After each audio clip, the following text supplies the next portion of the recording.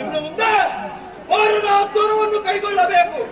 ಅದಕ್ಕಾಗಿ ಗುರು ಶುಕ್ರಾಚಾರ್ಯರಿಲ್ಲಿದ್ದಾರೆ.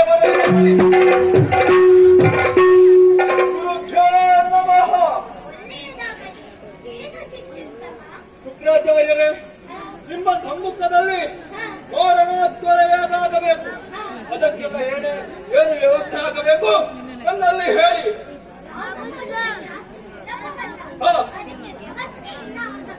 ಏನು ವ್ಯವಸ್ಥೆ? ನೀನು ಮೊದಲು ರಕ್ತದಲ್ಲಿ ಸ್ನಾನ ಮಾಡಬೇಕು. ರಕ್ತದಲ್ಲಿ ಸ್ನಾನ? ಹೌದು. ಆ ಬಳಿಕ ಗುಣವನ್ನು ತುಂಬಿಸುವುದಕ್ಕೆ ನರಕ ಕಾಲಬೇಕು. ನರರ ಕಲ್ಲುಗಳನ್ನೆಲ್ಲ ಹೆಚ್ಚು ಪವಿತ್ರದಂತೆ ಧರಿಸಬೇಕು.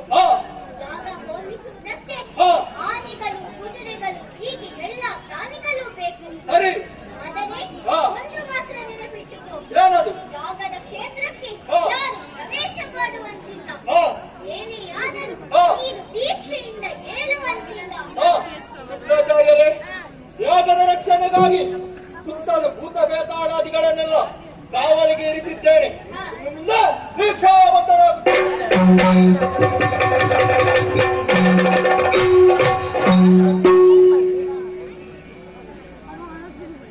ಶುಕ್ರಾಚಾರ್ಯರೇ, ಆರಂಭಿಸಿ ಆರಂಭಿಸಿ.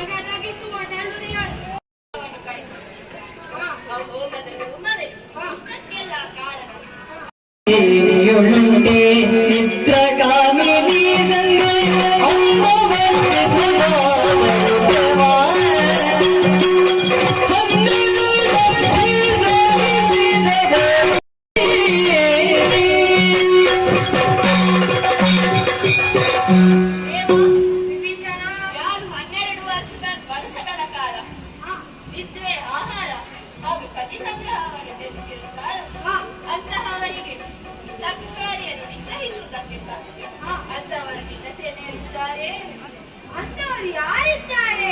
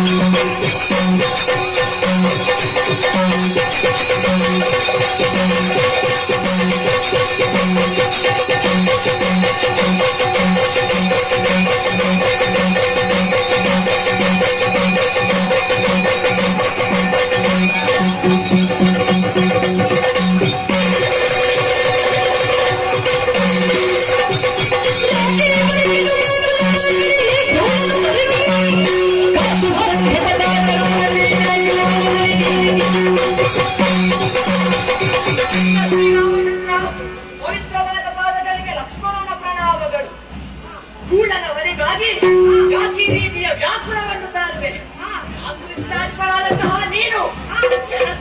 ಕರ್ಪೂರ ಬೀಜವನ್ನಿಟ್ಟರೆ ಆ ಇಂದ್ರಾಣಿಯನ್ನು ಕೊಂದು ನಾನು ಬರ್ತೇನೆ. ನೀನು ಹೋದರೆ ಏನು ಮಾಡುತ್ತೀರಿ?